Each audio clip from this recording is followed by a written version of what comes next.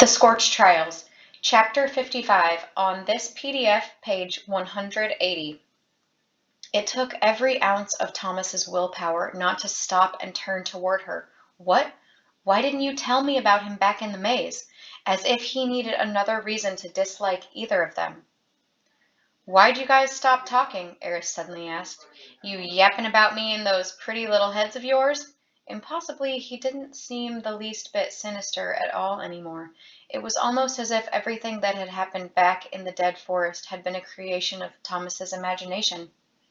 Thomas let out a heavy breath that had been building up in his lungs. I can't believe this. You two have been... He stopped, realizing that maybe he wasn't so surprised after all.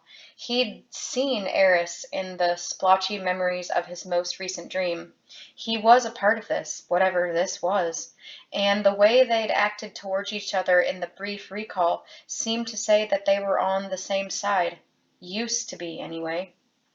Shuck it, Thomas finally said. Just keep talking. All right, Teresa said.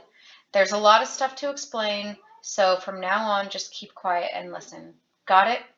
Thomas's legs were starting to burn from their steady pace on the slope. Okay, but how do you know when you're talking to me and when you're talking to him? How does that work? It just does. That's like me asking how you know when you're telling your right leg to move and when you're telling your left leg to move. I just know. It's built into my brain somehow. We've done it too, man, Eris said. Don't you remember? Of course I remember, Thomas muttered, annoyed and frustrated on so many levels. If only he could have everything back, every last memory. He knew the pieces would fall into place, and he could just move forward. He couldn't fathom why Wicked felt it was so important to keep their minds clean of memory. And why the occasional leakage lately? What was that on purpose or an accident? A lingering effect of the changing? Too many questions.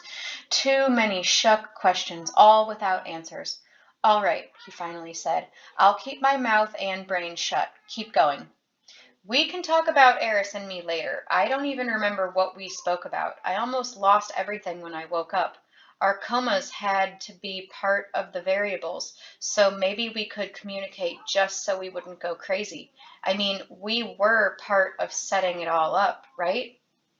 Setting it all up, Thomas asked. I don't... Teresa reached forward and swatted him on the back. Thought you were going to keep quiet. Yeah, Thomas grumbled. Anyway, these people came into my room dressed in these creepy outfits, and my telepathy with you cut off. I was scared and only half awake. Part of me thought it was just a bad nightmare. Then the next thing I knew, they put something over my mouth that smelled horrible, and then I passed out. When I woke up, I was lying in a bed in a different room, and a bunch of people were sitting in chairs on the opposite side of this weird glass wall. I couldn't see it until I touched it. Almost like a force field or something. Yeah, Thomas said, we had something like that too. So then they started talking to me.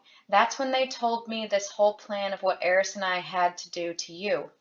And they expected me to tell him by, speaking in his mind, even though he was now with your group, our group, Group A. They took me from my room and sent me to be with Group B. Then they told us about the mission to the safe haven, about having the flare. We were scared, confused, but we had no choice. We went through these underground tunnels until we got to the mountains. We avoided the city altogether. When you and I met in that little building, and then everything that happened from the time we came down to you in the valley with all those weapons, all of that was planned.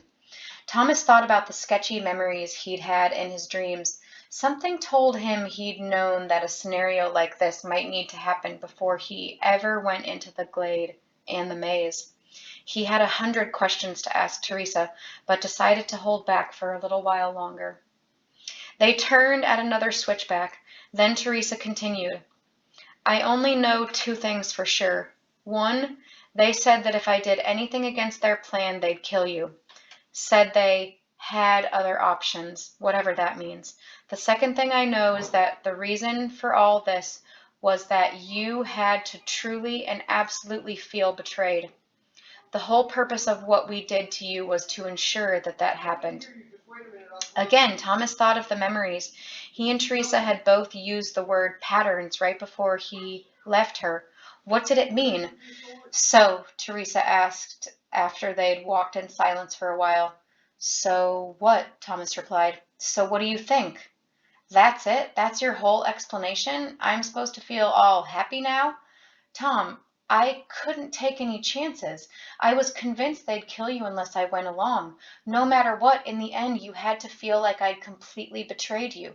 That's why I put so much into it. But why this was all so important, I have no idea. Thomas realized suddenly that all this information had started another headache. Well, you sure were good at it. What about in that building, when you kissed me? And why did you need Eris to be involved in all this? Teresa grabbed his arm now and made him stop and turn to face her. They had everything calculated, all for the variables. I don't know how it all fits together.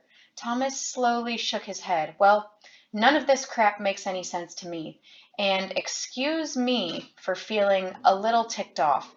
Did it work? Huh. For some reason, they wanted you betrayed, and it worked, right?